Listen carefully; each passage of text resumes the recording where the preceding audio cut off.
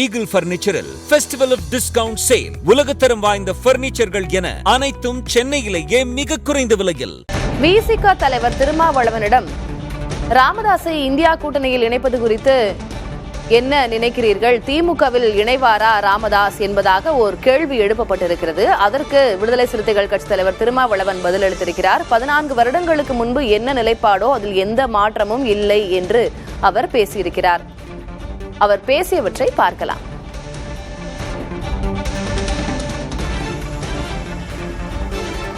அதிமுக பாஜக ஆகிய 2 கட்சிகளுமே இருக்கிற அணியில் இடம்பெறுவதில்லை.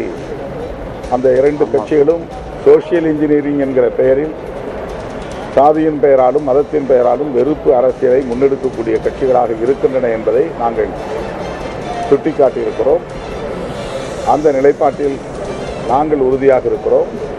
பாமக இன்றைக்கு ஒரு அணி மோடி தலைமையிலான கூட்டணியில் இடம்பெற்றிருக்கிறது.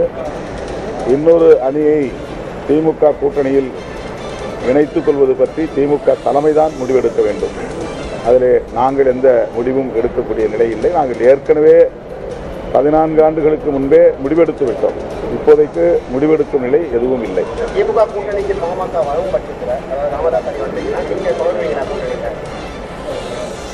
14 ஆண்டுகளுக்கு முன்பே எடுத்த முடிவு தான். அதில் அப்புறம் என்ன உங்களுக்கு சந்தேகம்? 14 ஆண்டுகளுக்கு முன்பு நாங்கள் எடுத்த முடிவு தான். அந்த முடிவில் உறுதியாக இருக்கிறோம். 14 ஆண்டுகளுக்கு முன்னே எடுத்த முடிவு தான்.